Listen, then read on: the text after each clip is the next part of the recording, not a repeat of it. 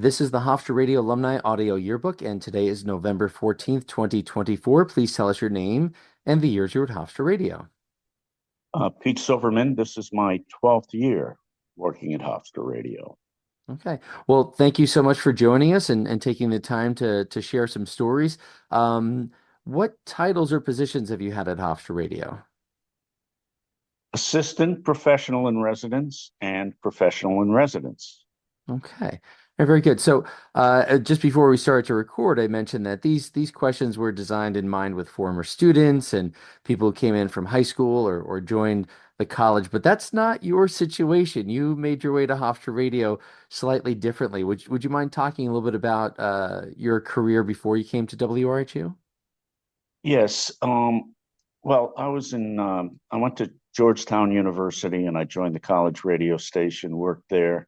I worked professionally as a sophomore and through the rest of my career at Georgetown. Then I went to graduate school at Emory University in Atlanta, and I got a job right away doing sports and morning news on the biggest country radio station south of Nashville. From there, I went to WCAU in Philadelphia, CBS owned and operated. I started out as a newscaster. Then I was a street reporter. In fact, I worked with Andrea Mitchell covering Frank Rizzo, the Philadelphia Mayor at the time.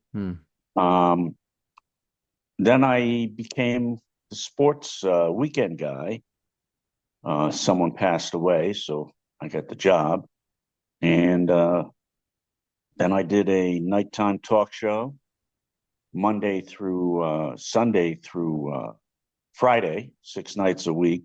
At least 2 hours a night. We carried the Phillies and the Sixers and the Flyers. So I'd get on after the game, or when Steve Carlton or Jim Cott pitched, they pitched so quickly that I'd be on at 9:30 to midnight. So then the Flyers hired me to fill in on radio broadcasts. So I did that a couple of years. And then they asked me to do the post-game show on TV. This is all while I'm sports director at WCAU. And then they offered me to come on full time as the executive producer. And I did announcing, I did play-by-play on cable. I did a lot of interviews on radio, and I was the executive producer. So I had to do all the planning, set up all the in-between period interviews, and so forth and so on. And after 4 years of that, I was hired to be executive producer at Madison Square Garden Network, both TV and radio. And I had over 100 people reporting to me at one time because, unbeknownst to me, when I got to the Garden, I was in charge of not only talent and production, but operations and engineering. Oh. So I was about ready to go home when I found that out, but I stuck it out. Finally, I convinced them to hire someone to run technical operations and engineering. I did it for about 4 or 5 years, and we had IBEW 1212 as a union. I went to arbitration before the American Arbitration Board 8 times, and I beat them 7 times. So that was a pretty good record. Then I was executive producer of TV for 9 years, and then I got a sideward to doing a project with Paramount Television, sports oriented, and I did that for about 1.5 years, and then we were bought by one of the other big networks. I can't think of it right. They have Showtime and MTV and all that stuff. Anyway, they decided to scuttle the project I had been working on for 1.5 years. So I was downsized, but I got a job right away at Sports Channel as their VP and executive producer. I was there for about 2 years when the owner of Sports Channel bought MSG. So I got transferred back to MSG, this time to run the radio network. So I built that up from 11 to about 40 stations. And I did that for 7, 8 years. And I sat in the booth with Michael Kay and John Sterling and beat Michael Kay to a baseball during the World Series and got Louis Soho uh, to sign it, because I have a World Series ball. Then that came to an end. So I did some TV production for MSG. I produced Spanish TV, Spanish radio, television. And I also recruited a Chinese station. We did basketball in Chinese, and a Russian station. And I started Spanish broadcasting on MSG like in the 80s. And then that job came to an end in 2004 because we lost the Yankees rights. Hmm. And so they didn't need an executive to run a few sports. And I produced a movie, theatrically released, didn't make any money. I worked on a Cuban baseball project and a few other things. And then I started consulting and I got hired. I went in for a consulting interview to try to get ESPN New York to be one of my clients. And the general manager offered me a job. So I worked there for 5 years as senior executive producer. And then I retired for a year and I hated it. I volunteered at an assisted living home. And it was great, except I'd make a friend and he'd die. Hmm. So I lost about 5 guys. And then I get a call from Ed Ingles. Now, you all know Ed, great guy, great broadcaster. When I was in Philly, I would cover games for him. If the Mets came down, the Knicks, the Rangers, I'd send them sound or do a report. And likewise, when Philly teams came up to New York. So we were old friends, and he had me into Hofstra several times to speak to his summer camp classes. And I got a call. Pete said, can you come on board with me? And I said, what? He said, I'm not feeling well. I want to cut back. I don't want to work full time anymore. And the station manager, Bruce Avery, said I could find someone that would be okay to split the job. So I said yes. Then a week later, I called him back and said, I don't think I want to do it. He would not take no for an answer. He kept calling me, and talking to me as if I was taking the job, if I were taking the job. Finally, we were such good friends. I said, okay, Ed, I'll do it. So I came in and he said to me right away, he said, you take care of news, I'll take care of sports. Well, that was fine. I worked with Newsline 5 days a week. I trained some really good people who are working in major markets now. And Ed got sicker and Hmm. sicker. And I was with him all the way. His son, Kevin, who you probably know, he passed away. I had to take Ed and Margaret to the hospital and go in the room with them. It was, not one of but that's how close we were. And so, I'd go over and visit. My wife and I would go over. And then he got really sick and it was bad. It took a while. And I was with him in the room when he passed away. And just before he passed away, the day before, he said to me, you changed my life. And I'll never forget those words because we were so close. We had such great friendship. We never argued not 1 second. It was great. It eased his concerns. So that still means a lot to me. So when he got really sick, I was doing both news and sports. And finally, we got a news person, and I just went to sports full time, and I've been doing that, I don't know, 6 or 7 years. Hmm.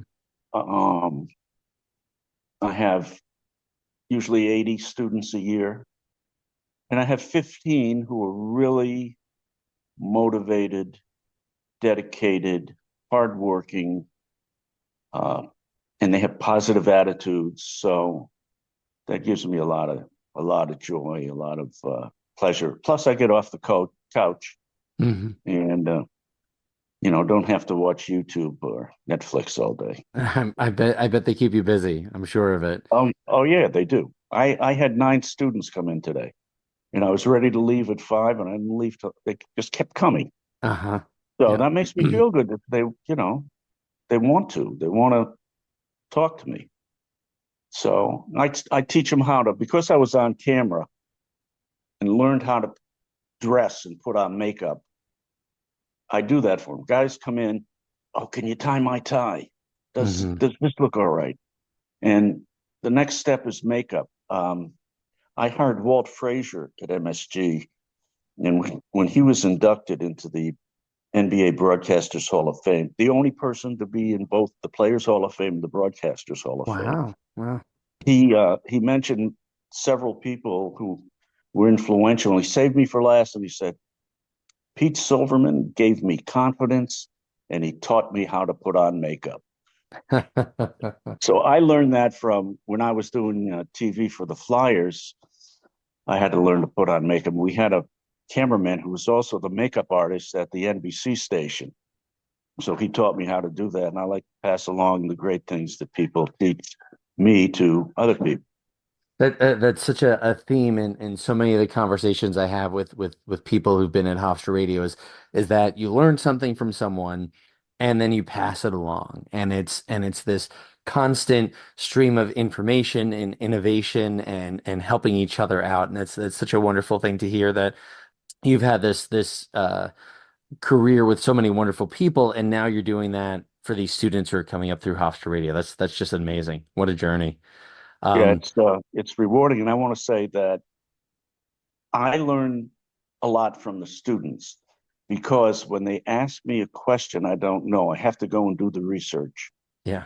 I have to make sure I'm correct. I taught English 3 years at a college in Philadelphia, and I found that a great experience because having to explain things, having to teach to people, you have to really know your stuff. And to know your stuff, if you haven't done certain things, you need to do the research, and so you learn. Yeah, that's great advice for just about anything. I think that certainly applies if you want to succeed in whatever field it is. But as you were talking about your career, I had two big thoughts that were sort of running through my head, and I don't know if it's fair to ask them together here. But what was it that first attracted you to radio or broadcasting? And then I guess when you were at Georgetown or getting started in your professional career, did you have any expectations of what a career in broadcasting would be like? Because you did many things, amazing things, worked with wonderful people. Did you have any expectations at the beginning of your career? Well, when I was a freshman, when I got there, it was orientation week, and I saw a sign: WDTB FM needs disc jockeys, newscasters, sports reporters. And I said, geez, I ought to try that. Um, so my first year, I did sportscast, newscast. I had a disc jockey slot. Now, the way I got a slot as a freshman was there was an opening between 11 p.m. and 1 a.m. on Friday nights. Uh, So, everybody was out drinking. And so I said, I'll take it. And, I had to give up the beer on Friday nights. So that's how I got in it. Then in my sophomore year, I decided, I'd like to get a job professionally. So I applied to a few places and I got a job in Herndon, Virginia, uh-huh. 1,000-watt daytime station. I was there 30 hours a week. Now, I not only we played standards, but we also did local news and the farm reports. So I had to read the soybeans and Uh-huh. this and that. And I had a third class. I had to read the transmitter readings. So that was a great experience. Now from there, I graduated to Manassas, Virginia, where I did a 7 to midnight disc jockey slot, and I announced Little League Baseball on Saturdays. So at that point, I knew I loved music, but I loved sports more. Right. So then I got an internship at Armed Forces Radio doing sports. So at that point, I knew that's what I wanted to do. However, it was hard to get a sports job at 20 years old on a professional station in Washington, D.C. Right. So I had to go to news, and I worked for the top rocker in D.C. And then I did part-time at an all-news station, WAVA. I got accepted for grad school at Georgetown and Emory. I really wanted to go to North Carolina, but I got rejected. But I ended up choosing Emory because I just wanted a different experience. And when I got to Emory, I got a job the first week I was there at the country music station, doing news and sports. And I was doing it in the morning and going to school full time. I worked 6 to 10 there and went to grad school and wrote a master's thesis. And at that point, I said, well, maybe I have to do news for a while. So I had been in Air Force ROTC and been commissioned. In fact, I spent a wonderful summer at Keesler Air Force Base in Biloxi, Mississippi, where it was 95 degrees and humid most days and rained at 2:00 in the afternoon. But I ran a 5-minute mile there. So that was and fired an M16 and was a very good shot. I was going to volunteer to fight in Ukraine, but I didn't think they'd take someone my age because I could be a good sniper. Anyway, back to the main event. So I went for my physical, which I did at Andrews Air Force Base, was more than a year old. So I had to have another physical. So I went to Macon Air Force Base in Georgia. Now, in the meantime, I got assigned to Nuclear Combat Crew Officer. Do you know what that is? No. What is that? You sit in a silo, and when the order comes to push the button to set off the nuclear weapons, you push the button. That seems a little nerve-wracking. Yeah, and they drive you. I was going to be stationed in Little Rock, Arkansas. I called the base. See, I had asked for intelligence or information, Armed Forces Radio, which I worked on, one other thing, and I was information officer on my flight at Keesler.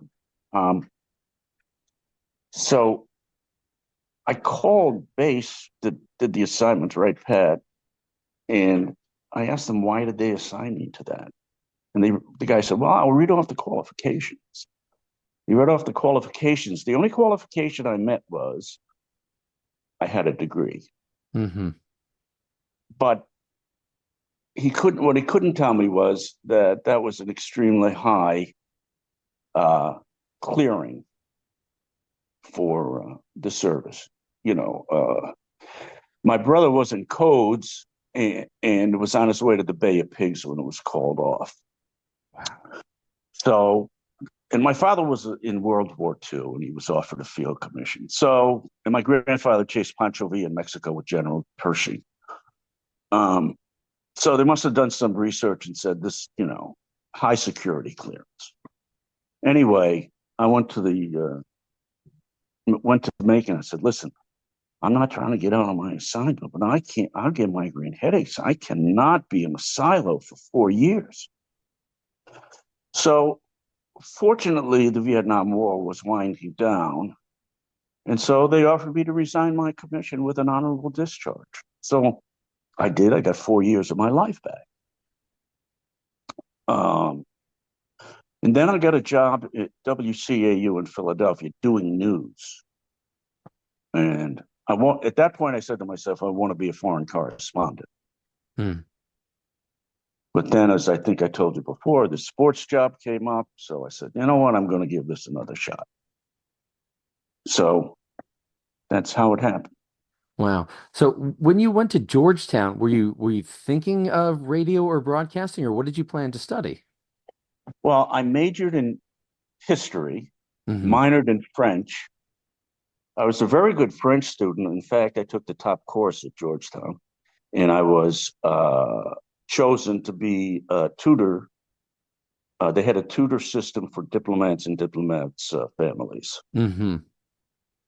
So I got to teach English as a second language to an Italian diplomat's wife who happened to be, she was French. So I took 6 years of French. So that was my minor. And I was put in the grad school my last year in history, and I didn't like it. So I went back and took another course in the college. Um, my father was pushing me to go to law school. I took the law boards and did very well, but I didn't really want to be a lawyer because I Yeah. had relatives who were lawyers and I didn't want to do that. So I went to Emory, and it just turned out that I've had a great career. Yeah. I enjoyed it. Maybe I would have made more money as a lawyer, but I've lived a comfortable life. I loved what I did. The greatest thing was traveling with the team uh, for 4 years. I did every road game with the Flyers, traveled but two in four Wow. years. Wow. I forget what happened. There was a wedding I had to go, maybe my sister's wedding. So, and I loved that. First of all, the food was great. We got a meal allowance. Right. We go to the greatest restaurants. And the friendships were great. The contacts I made outside the team, Canada, I made some great contacts, and they helped me out a lot when I went to Madison Square Garden. Um, but the best part was I had played goalie in high school, and one day I went to practice. And there was only one goalie, Ah, and so I went to the coach. Pat Quinn was his name. yeah. He coached, I don't know, yeah, 5 teams in the NHL, I think. And I said, I played goalie in high school. If you ever need someone, I'd be willing to go in there. Oh no. So about a week later, he comes to me and says, listen, Pete's throwing up. Can you go in today? Pete was Pete Peters. Um, so I said, okay. So I went in, he got me the equipment, and Bobby Clark is a Hall of Famer. Yeah. Uh, I went to him and said, listen, you tell them any shot above my shoulders, I'm walking off. And so they were pretty good about it. I got just one shot, which was a rising shot, and it grazed me, and it was totally unintentional. And then the guys asked me to stay after practice because they play what they call shinny, and so I did that. And a couple other times I did it. One time, Clark, who was a Hall of Famer, there was a part of the practice was like in a shootout today. Player would pick the puck up at center ice, he'd come down, one Right. on the goalie, and I stopped him. Hall of Famer, I stopped him. We tried to go top shelf, stick side, and I got the butt of my stick on the Wow. puck, and I stopped him. And I would always say, I stopped you on a breakaway. He said, no, you didn't. I beat him in golf one day. He would never admit I beat him in golf. And then we were in Edmonton, and the coach comes to me and says, uh, Phil Mear, Phil's father passed away. He has to leave. Can you go in? So I went in, and Pat had a power skating coach named Laura Stam uh, evaluating. the players. She said, this guy, he's a great skater, but he doesn't have good lateral movement. This other guy has great acceleration. Tom Goran skates with his feet too close together. The goalie down at that end, that was Pete Peters. The goalie down at that end, he's really good. He's very strong on his skates. And then she points the goalie at the other end, which was me. And she says, he's the worst skater I've ever seen in the National Hockey League. So I have a distinction of being the worst skater ever to put on a uniform in the National Hockey League. I never played. I had nightmares that he was going to ask me to play in a game. That's amazing. And to think you would have missed that if you went to law school. I mean, oh yeah, just what a great decision that you made. I feel like I could just let things roll here and you could tell stories all day long. I do want to bring it back to your Hofstra experience. And one of the reasons I asked about going to Georgetown is so many people have come to the radio station to be doctors and lawyers and computer science majors and mathematicians, and they wind up at the radio station and it sends them on a different path. And I was curious about your path, and then what do you see today as a professional in residence, as a teacher, as a mentor? What do you see when kids come in? I imagine there's a lot more kids now that are focused on a career in broadcasting. But what about sort of students that come in that don't necessarily know what they want to do? How do you help to direct them?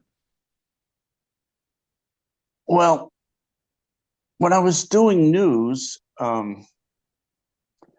stress performance and writing mostly. And I would say, no matter what you do, you're going to have to be a good writer.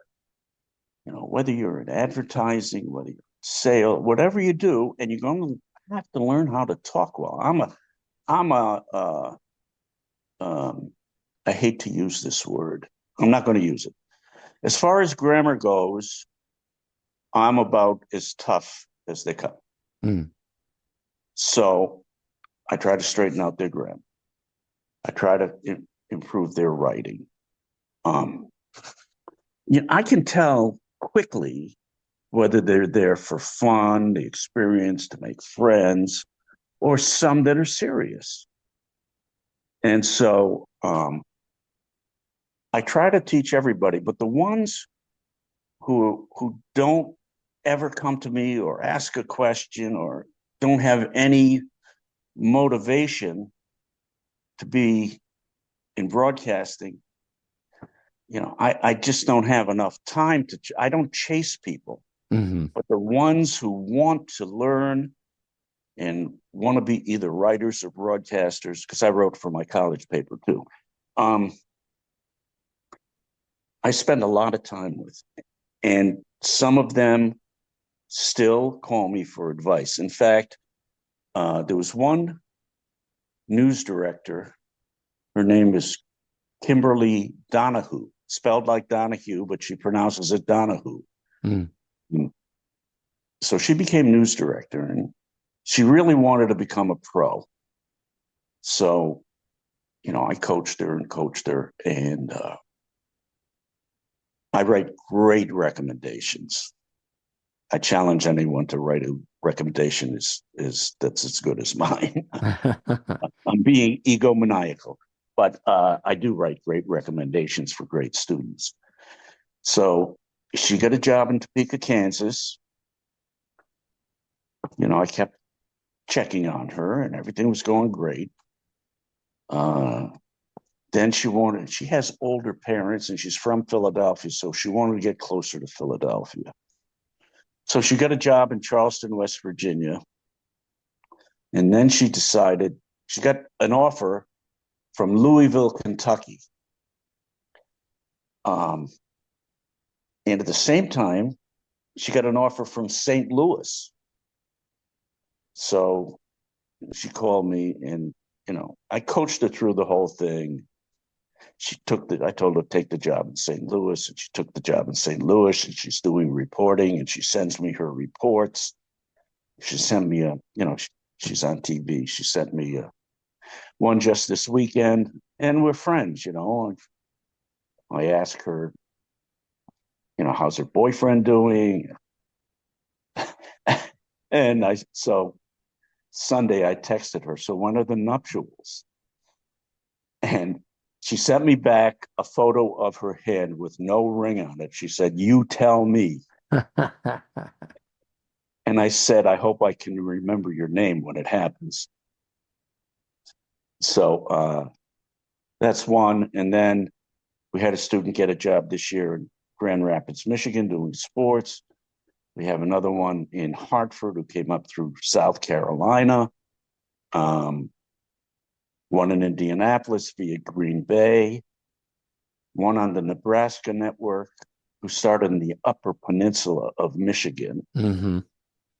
And these are all people who I stay in touch with. And there are others. I can't think of all, but I have quite a few.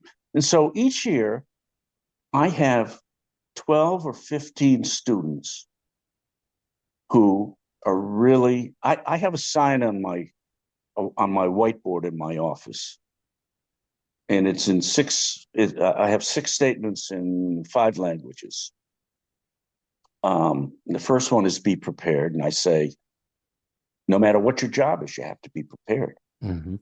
Second one is there's no substitute for hard work. That applies to everything. Then I have another one in Latin, experientia docet. Experience is the best teacher. Get reps. Then I have French. No, I have Spanish. Amo deportes. Love sports. Then I have amusez-vous, French for have fun, amuse yourself. And the last one I have is German, sei glücklich, which is be happy.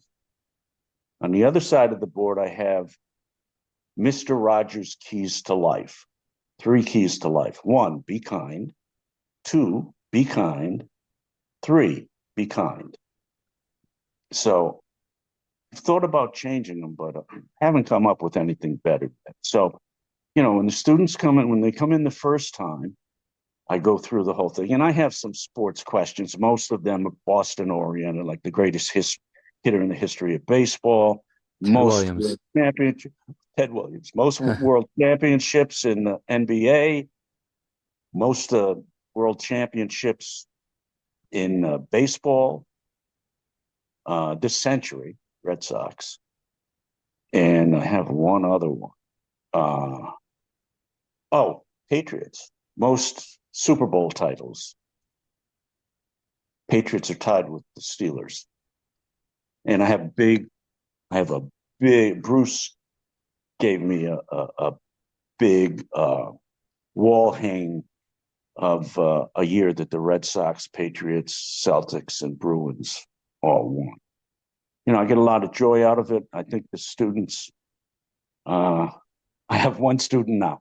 He had a terrible speech impediment. And I know I had speech impediments. In fact, even to this day, sometimes I pronounce my R's as W, like a wed wabbit. Mm-hmm. So I teach students with speech impediments. And I have this one student who has made such progress. He comes every week. And I show him physically. He can't say his STs properly at the beginning of words. And I've gotten him to the point. He says ST just fine at the end of words. And he had trouble with his L's too. And he's gotten to the point where we've almost gotten rid of that. And I teach producing also, producing features. And he brought me one today that was produced so great, and it gives me such pleasure. And I have kids who come in with no confidence. And as Walt Frazier said, he gave me confidence. I give these kids confidence. I build them up through working with them. And I said, I'm not looking for perfection. All I'm looking for is progress. So every time you come in, we're going to critique your stuff. And I expect you to come back a little bit better. And the next week, a little bit better. And my critiquing method, and it's not, I didn't invent this, but I always start out with good, go to areas needing improvement, not Hmm. bad, areas needing improvement, and always end up with something, with a statement. I try to make a profound statement that makes them feel good. Like you have such a great foundation and you're developing so well. And at the top, I'll say you have good diction, you have good change of pace. And I teach sports announcers that a good announcer is like a good starting pitcher. You have a fastball at 95, slider at 90, curve at 85, and a changeup at 80. And you throw them to different locations. Hmm. It's the same in announcing. Not every story is the same. And so you want to change your pace, but you also want to change your tone, just as a pitcher would throw high and tight, low and away. Um, so I teach them that. And also, I use music to show them how I use different artists. I use Sinatra a lot. I use this young, brilliant singer from England. Um, Trying to think of her name. I can see her face. Anyway, it'll come to me. Um, and I use people like Rihanna. I use the Righteous Brothers, the solo that Bobby Hatfield did on Unchained Melody to Hmm. show range and how you can be soft on a story and build a story and come to the climax of a story. Mm. Pete, this has been such a wonderful experience listening to your stories and seeing how well you work with the students. And it brings me back to earlier in the conversation. You were talking about how much Ed worked on getting you to come to the station. And I think part of that was, I think, from what you're telling me, as a friend, he wanted to work with you, but I think he saw something in you that said, you're a good person to teach these young kids and give them experience and talk about your experience and put them on the right path. And I just was hoping you could kind of reflect on that and working with Ed and working with Bruce and now working with John Mullen and Kathleen. What is it that gives you the most satisfaction of working with these young people and that keeps you coming back to WRHU? Oh, well, I just see young people who really want to learn and want to succeed is great. And, when I first got there, I was pretty hard. I was treating them as I would treat professionals. Mm. And Bruce called me into his office one day and he said, "The word is nurture." And so I learned that. Bruce and I became great friends, not only because we were both New Englanders, that Mm. started the love affair. He was such a great guy, and he had such wisdom, and he had a way of handling things that was almost unique to Bruce. He was he was our chief meteorologist at WRHU, and when we had storms coming or hot weather, whatever it was, we'd call on Bruce, and he'd be on Newsline giving us the skinny on what's going to happen. And so he got sick. He got prostate cancer. And, it was a long haul, and finally had to retire. So I'd speak to him, and I got an email from him one night, and it ended with hearts. And I texted him back, "I love you too. I'll speak to you tomorrow." But there was no tomorrow. Yeah. So that was very sad. As I said about Ed, I was there when he passed away, but he and I had great times. And I think he realized when he invited me to his camp because we had worked together. He knew I knew the business. And then I think when he saw me perform at the camps year after year, he decided that, I was the guy for the job. And, as I said, we worked really well together. I worked with him when he was operations manager, and he's just a great guy. And he is, now that he's station manager, I see how wise he is. And just yesterday, we were talking about Bruce and how he and I learned so much from Bruce and Ed. And John does a great job, and he's a great guy to work with. He says to me, listen, I know you work hard. You do what you think you need to accomplish. You come in and do what you want. I'm only part-time. So I'm not supposed to say this, but I work a lot more than I get paid for. Yeah. Yeah. But in this, in the summertime, I take it pretty easy. I mean, I go in, but not to the same extent as usual. So that's John is great. He's doing a great job as a general manager. And then there's Kathleen. Kathleen was the station manager as a student. Mm-hmm.